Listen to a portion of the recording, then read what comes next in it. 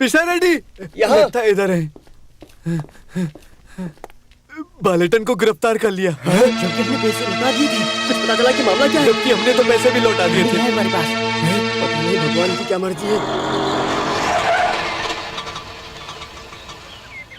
हाँ राधिका, तुम्हारे पिताजी आए हैं। अरे मेरे पैसा। अरे रुको, मैं कहीं भागा नहीं जा रहा हूँ।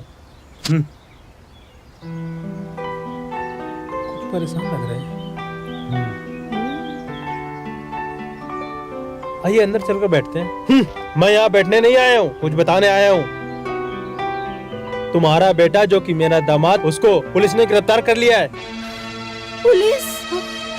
ये क्या कह रहे हो समधी जी? सच बोल रहा हूँ, उसको जेल में बंद करके रखा है। अब बोलो। ये मैं क्या सुन रही हूँ? तुमने उसकी हर गलत बात को सराहा है। अब देखो उसका अंजाम देख रहे हो ना, क्या हुआ? पूरे खानदान की इज्जत मिल गई। पहले हमें चलकर पता करना होगा। कैसा सच? क्या वो कोई चोर उचक्का है? उसने कर्ज लिया था और देनदार के साथ धोखा किया। पूरे 50,000 रूपए का चेक बाउंस हुआ है। उसके ऊपर जालसाजी का केस लगा है। जब कुछ दिनों तक जेल की हवा खाएगा ना, तब जाकर तुम्हारे उस बेटे की अकल ठिकाने आएगी। मनोज कहीं का। पिताजी, मैं बोलूंगा, ऐसे गैर जिम्मेदार आदमी के लिए अपने आंसू बर्बाद करने की कोई जरूरत नहीं है। लक्ष्मी कुट्टी, आपने इतने खतरनाक इंसान को जन्म कैसे दे दिया? मेनन जी, मुझे इस बात के लिए दोष मत देना कि मैंने तुम्हें नेरे में रखा। अब मैं चलता हूँ।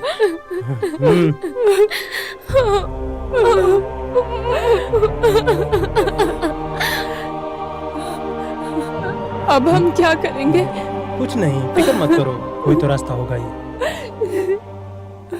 एक तो 2 दिनों के लिए कोर्ट भी बंद है। पता है, उन्होंने बहुत सोच समझ के ये चाल चली है।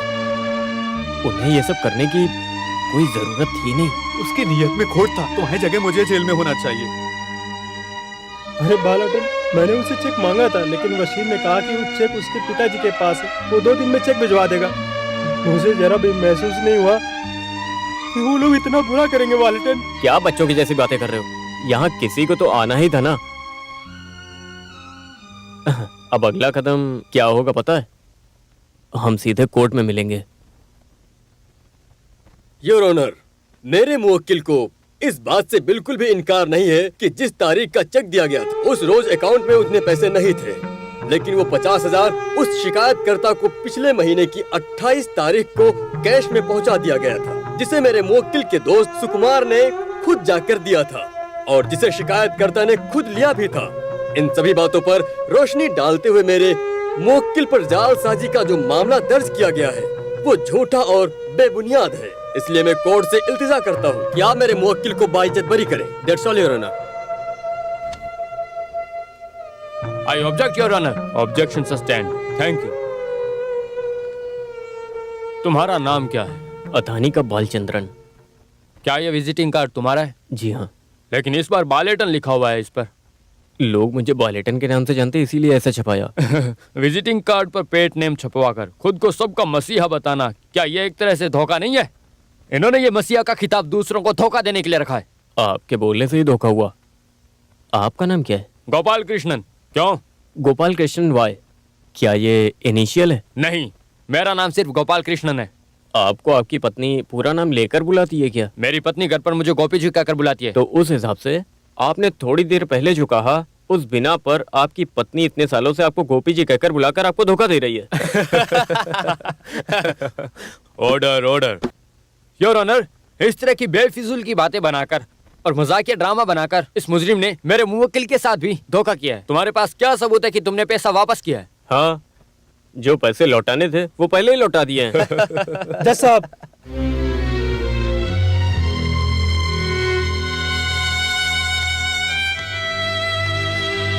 साहब, मैं सारा पैसा भरने के लिए तैयार हूँ। मैं बालचंद्र का पिता हूँ। मैं अदालत से हाथ जोड़कर माफी मांगता हूँ। मैं पहली बार ऐसी जगह पर कदम रख रहा हूँ। मैं कसम खाकर कहता हूँ कि मुझे कोई भी नियम कानून नहीं पता।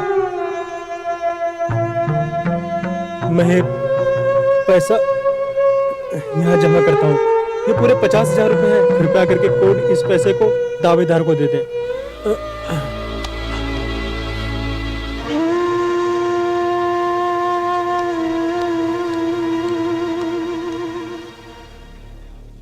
क्योंकि शिकायतकर्ता को पैसे चाहिए थे, वो ये पैसे स्वीकार करके मुकदमे को खारिज कर दे।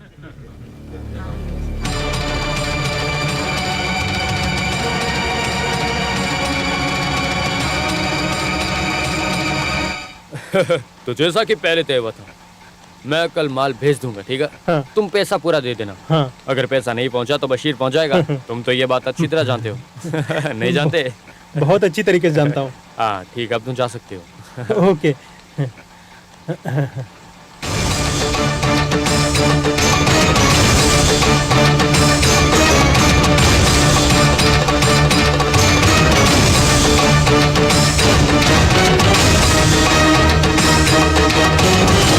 हाँ? अरे देखो, करोड़पति बालेटन आया है। तुम तो बहुत दुबले दिखाई दे रहे हो। ओह, शायद जेल का खाना रास नहीं आया। बशीर, मैं यहाँ पर अपने पैसे लेने आया हूँ। वो मेरे पिता की मेहनत की कमाई है। पिता की कमाई? तुमने तो बहुत बड़े बिजनेसमैन होने का दावा किया था ना, उस बिजनेस का क्या हुआ? तो फिर तुम्हें 50,000 के लिए मेरे पास भीख मांगने की क्या जरूरत पड़ गई? थूक दो उस पर। मैं यहाँ तुमसे बहस करने नहीं आया हूँ। तो क्या मुझसे लड़ने के लिए आया है? फिलहाल वो सब मैं छोड़ चुका हूँ, किसी और वजह से नहीं, सिर्फ अपने परिवार के खातिर। मैं अपने परिवार से बहुत प्यार करता हूँ, इसीलिए बशीर मेरी बात मानो, वो पैसे मुझे दे दो। तो फिर बता मुझे, तू कब देगा? कहीं तू अपने बाप के अर्थी उठने पर तो नहीं देगा? हाँ?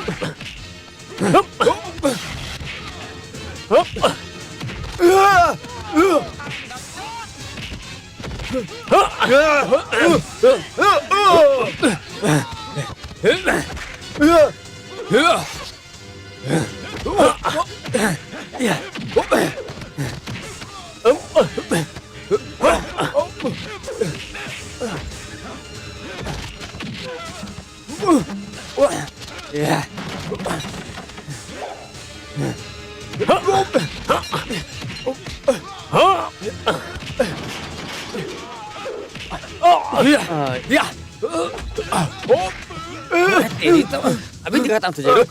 ये ले और ये ले।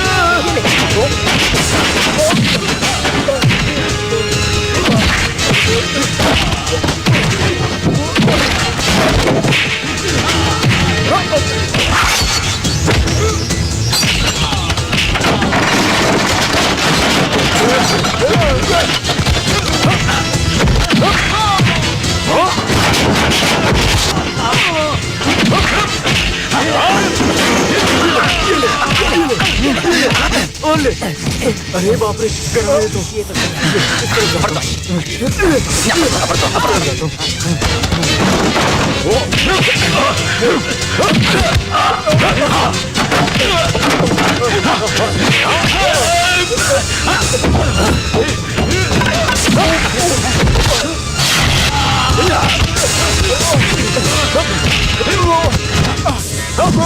ये आवाज कहाँ से आ रही है? किधर है? मणिकंदा,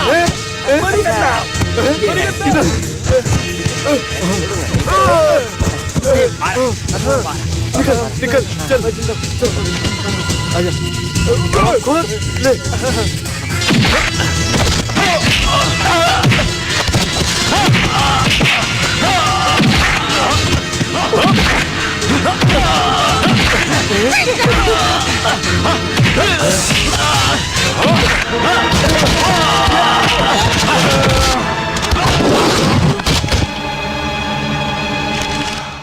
मुझे वो पैसा बिल्कुल नहीं चाहिए जिसे तूने छुआ हो, बिल्कुल नहीं। ये तू ही रख, ये पैसे बचा के रख, तेरे बाप की मैयत में काम आएंगे, जल्द मिलेंगे। साला प्याज खोर की औलाद, सालों को जिंदा भी नहीं रखना चाहिए। चलो।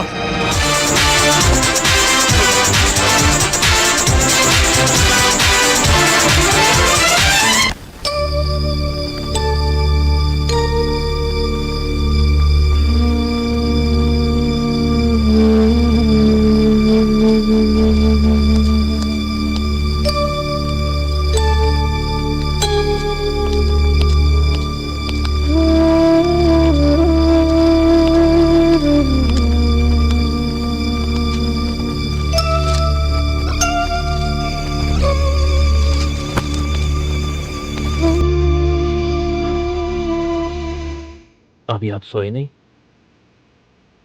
नींद नहीं आ रही। एक मिनट, तुम्हारी उम्र क्या है? तुम्हारी पत्नी और 2 बेटियां हैं, एक छोटा भाई और एक बहन जो शादी के लायक है। तुम्हारी माँ और रिटायर्ड बाप। बड़े बेटे के लिए अपने परिवार की इतनी सारी जिम्मेदारियों को समझना काफी नहीं? तुमने ही मुझसे कहा था ना कि मुझे पीएफ का पैसा अपने बुढ़ापे के लिए एक तरफ रखना चाहिए। मैंने अलग रखे थे, लेकिन मैंने वो सारे पैसे कोर्ट में जमा करवा दिए। अब ऐसी बातों के लिए मेरे पास कोई फंड नहीं है। मैंने जानबूझकर कुछ नहीं किया, सब दोस्त की मैं मदद। जानता हूँ, मैं परिवार, रिश्तेदार या दोस्तों की मदद के खिलाफ नहीं हूँ, लेकिन याद रखो, लोग समाज में तुम्हें बहुत इज्जत देते हैं, लेकिन अगर तुम्हारे अपने ही परिवार में तुम्हारी कोई इज्जत ना हो तो तुम्हारी अपनी जिंदगी बेकार है। अच्छा सुनो, मेरी बातों को बाप की नसीहत मत समझना, इसे अपने दोस्त की सलाह मानना। अब तुम जाओ।